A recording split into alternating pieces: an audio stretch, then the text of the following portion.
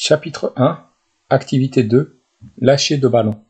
On comprime les gaz afin de les stocker ou de les transporter. Une bouteille de volume interne, V égale 14 litres, contient de l'hélium sous une pression de 18 bars. On utilise ce gaz pour gonfler des ballons. Combien de ballons peut-on gonfler avec cette bouteille d'hélium? Une usine fabrique des bouteilles dont la capacité est V égale 1 litre. Elle renferme des espèces chimiques gazeuses différentes sous une pression P égale 14 bars et à la température ambiante θ égale 20 degrés Celsius. Les masses des espèces chimiques contenues dans les bouteilles sont indiquées dans le tableau ci-dessous. On appelle volume molaire V indice M d'une espèce chimique, à une température et à une pression donnée, le volume occupé par une mole de cette espèce dans ces conditions de température et de pression. On l'exprime en litres par mol. Voici quelques valeurs du volume molaire des gaz à pression atmosphérique P égale 1 bar.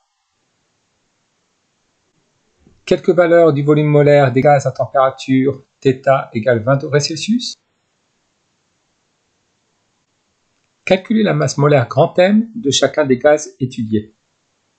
La masse molaire du dihydrogène est égale à 2 fois la masse molaire de l'atome d'hydrogène. En regardant dans la classification périodique, nous obtenons que la masse molaire du dihydrogène est égale à 2 fois 1,0. La masse molaire du dihydrogène est égale à 2 grammes par mol. De même, la masse molaire du dioxygène est égale à 2 fois la masse molaire atomique de l'oxygène. La classification périodique nous indique que la masse molaire atomique de l'oxygène est égale à 16. Nous obtenons donc que la masse molaire du dioxygène est égale à 32 grammes par mol. De même, la masse molaire du diazote est égale à 2 fois la masse molaire atomique de l'azote, donc 2 fois 14. La masse molaire du diazote est de 28 grammes par mol. La masse molaire moléculaire du dioxyde de carbone s'obtient en additionnant la masse molaire atomique du carbone et 2 fois la masse molaire atomique de l'oxygène. Nous obtenons que la masse molaire du dioxyde de carbone est égale à 12 plus 2 fois 16. Elle est donc égale à 44 grammes par mol. La masse molaire de l'hélium est directement donnée par la classification périodique. Elle est égale à 4 grammes par mol. En déduire la quantité de matière de gaz que renferme chaque bouteille du document.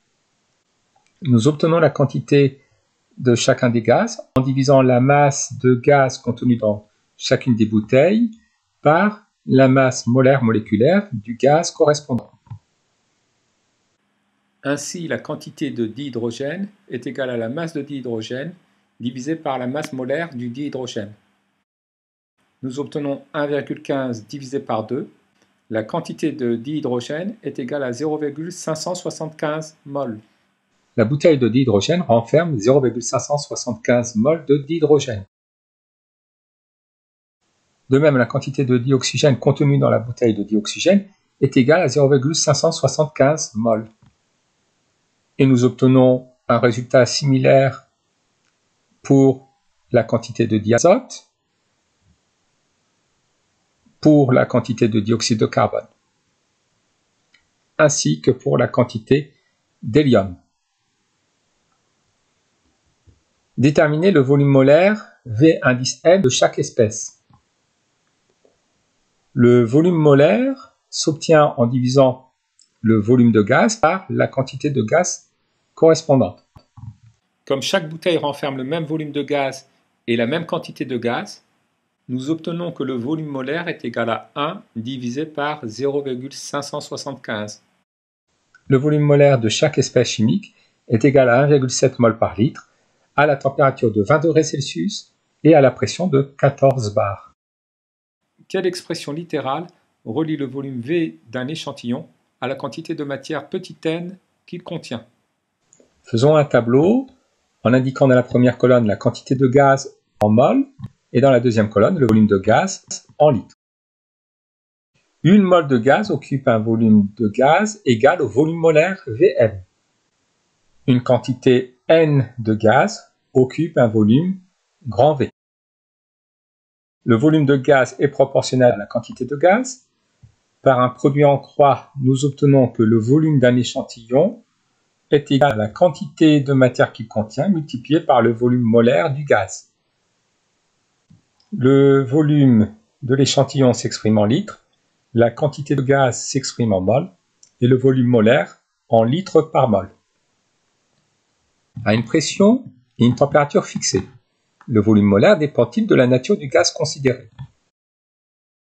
Nous avons vu précédemment que sous la température de 20 degrés Celsius et sous la pression de 14 bars, le volume molaire était identique, donc le volume molaire ne dépend pas de la nature du gaz considéré.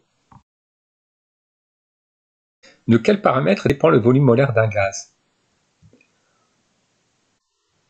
En reprenant les valeurs du volume molaire des gaz à la température de 20 degrés Celsius, nous observons que le volume molaire dépend de la pression.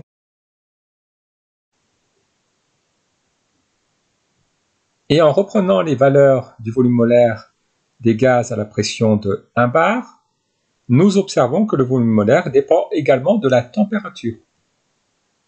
Donc le volume molaire d'un gaz dépend de la pression et de la température ambiante. Calculez la quantité d'hélium contenue dans la bouteille présentée en introduction. La quantité d'hélium s'obtient en divisant le volume de la bouteille par le volume molaire. Sachant que la température ambiante est de 20 degrés Celsius et que la pression dans la bouteille est de 18 bars, le volume molaire est égal à 1,4 litres par mol. Le volume de la bouteille est de 14 litres, donc la quantité d'hélium contenue dans la bouteille est égale à 14 divisé par 1,4. La quantité d'hélium contenue dans la bouteille est donc égale à 10 mol. Combien de ballons de volume VB égale 4 litres peut-on gonfler à la pression atmosphérique et à 20 degrés Celsius avec le gaz contenu dans cette bouteille?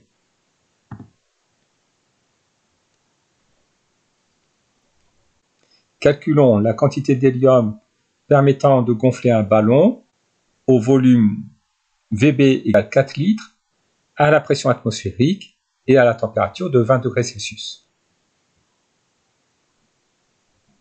La quantité d'hélium que peut contenir le ballon est égale au volume de gaz dans le ballon divisé par le volume molaire dans les conditions de température et de pression. À 20 degrés Celsius à la pression atmosphérique, le volume molaire est égal à 24,4 litres par mol. Donc la quantité d'hélium contenue dans un ballon est égale à 4 divisé par 24,4. Nous obtenons 0,17 mol. Le nombre de ballons qu'on peut gonfler avec 10 mol d'hélium s'obtient en divisant la quantité totale d'hélium contenue dans la bouteille par la quantité d'hélium contenue dans un ballon. Donc, grand N est égal à 10 divisé par 0,17. On peut espérer gonfler jusqu'à 59 ballons avec le gaz contenu dans la bouteille d'hélium.